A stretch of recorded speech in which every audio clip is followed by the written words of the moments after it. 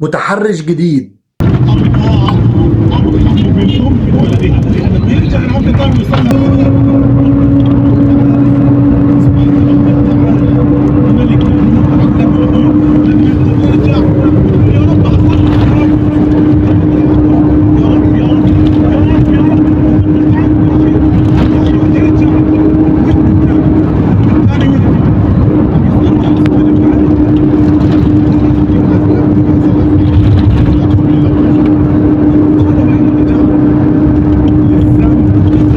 اول مرة اشوف متحرش يعمل كده. لو دي ما جاتش سكة اجيب التانية. مش متخيل اصلا انت ازاي بتبقى بتتحرش بواحدة واتحرش هنا شويه واتحرش هنا شويه. طب العربيه اللي انت راكبها والشيخ اللي شغال الخطبه اللي السواق مشغلها دي مش جايبه معاك اي نتيجه؟ لا بجد يعني مش جايبه معاك، مش حاسس باي حاجه؟ لا وبتوثق كمان اللي انت بتعمله، يعني بتتفاخر باللي انت بتعمله. طب يا جماعه زي ما انتوا شفتوا كده ده متحرش شغال هنا شويه وشغال هنا شويه ويحط ايده تحت كل واحده شويه زي ما الموضوع يجيب معاه يعني. وفي نفس الوقت السواق بتاع العربيه مشغل له خطبه وبيقول له اتقي الله، وبرضه ده مش في دماغه. الشيطان عاند معاه وبيقول له كمل في اللي انت فيه. نتمنى من الجهات المختصه ان الشخص ده يتقبض عليه هو واللي زيه، لان حالات التحرش كترت اليومين دول جدا. والناس اللي بتطلع تهاجمنا وتقول لك ما انت منزل الفيديو، ما انا منزل الفيديو عشان انت وغيرك واختي واختك ما تقعش في نفس الموقف ده. لو هي قاعده في عربيه او واقفه في اتوبيس ولقت اي حد جنبها او اي حد لمسها حست باي حاجه على طول تاخد بالها، ما تقولش ده اللي جنبي يريح عليا. لو ما بيتحرش بيكي اكيد بيسرقك. فيا ريت نخلي بالنا من النقطه دي كويس جدا. طبعا ربنا يسترها علينا وعليكم جميعا يا رب.